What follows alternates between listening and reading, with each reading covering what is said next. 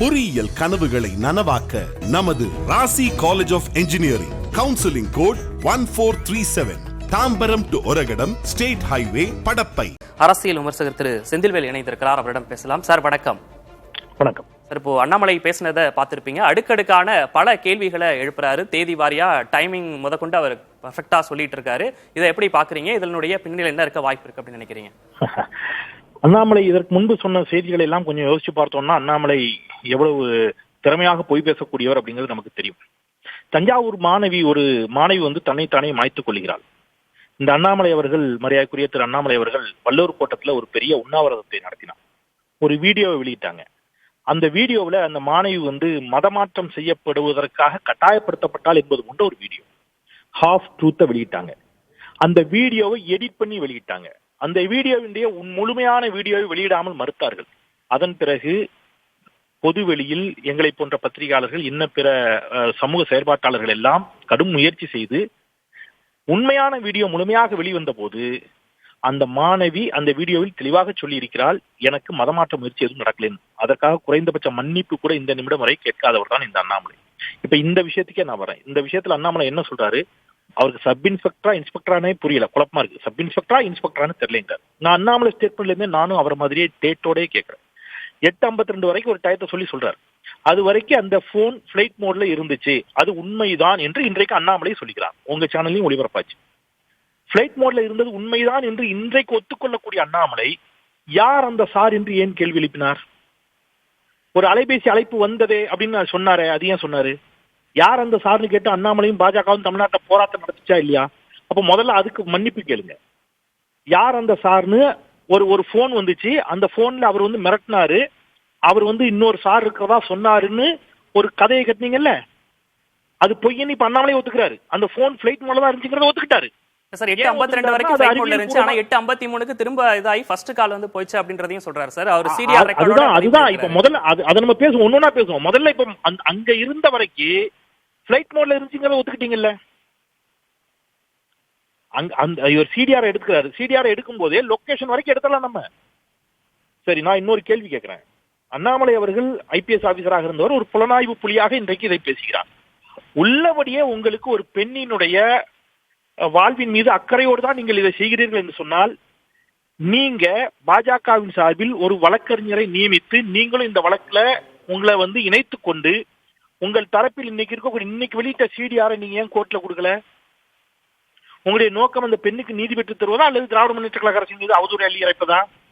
சரி, நான் இப்போ இதே டேட்டோட நான் திருப்பி கேட்கிறேன். இன்றைக்கு நீங்கள் கூட்டணி வைத்திருக்கிறீர்கள் அல்லவா அஇஅதிமுகவோடு.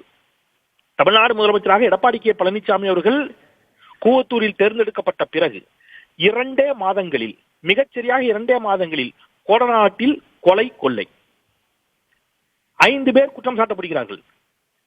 கொள்ளை நடந்த 5வது நாள், மிகச்சரியாக 5வது நாள், அதில் யார் குற்றம் சாட்டப்பட்டார்களோ அதில் ஒருவர் விபத்தில் மர்மமான முறையில் மரணிக்கிறார்.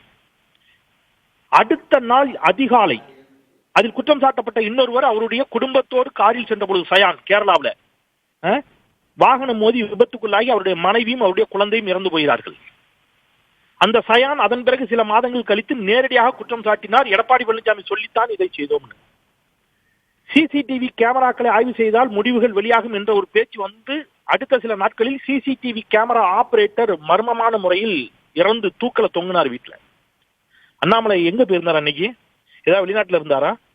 சரி, இதே பாஜகவுல இன்னைக்கு மிக குறுகிய நாட்களுக்குள்ளாக நீங்க வந்து 5 மாத காலகட்டத்திற்குள் ஒரு சிறப்பான தீர்ப்பை வழக்காடி குற்றவாளிக்கு வாங்கி கொடுத்த அரசை நோக்கி இவ்வளவு கேள்வி கேட்கக்கூடிய மரியாதைக்குரிய பாரதிய ஜனதா கட்சியினுடைய முன்னாள் மாநில தலைவர் அண்ணாமலை அவர்களுக்கு நான் பணிவோடு ஒரு கேள்வி கேட்கிறேன்.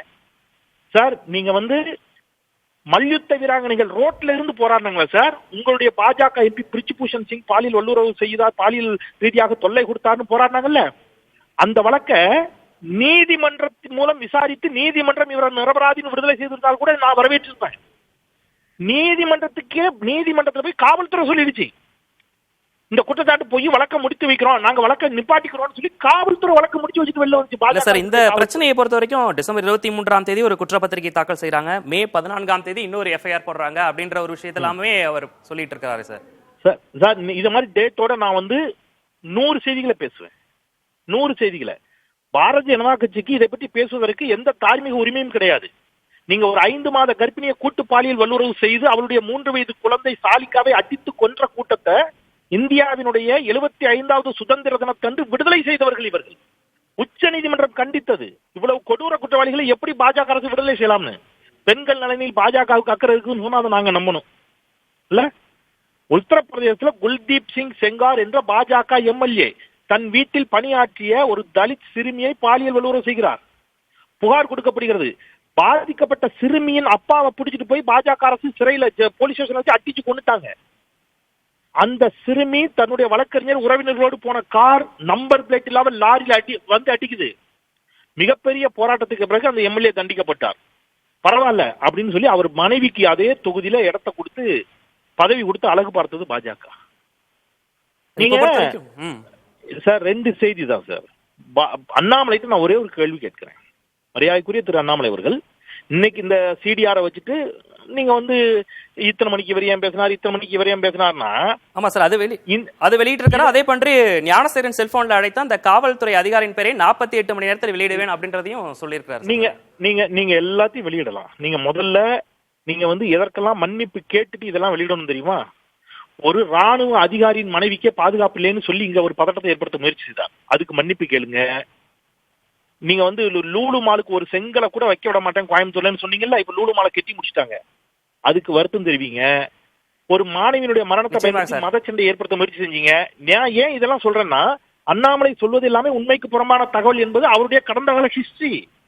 நிச்சயமாக சார். இணைப்பில் வந்து பேசுவதற்காக நன்றி சார். பொறியியல் கனவுகளை நனவாக்க நமது Rasi college of engineering. Counselling code 1437. Tambaram to Oragadam state highway, Padappai.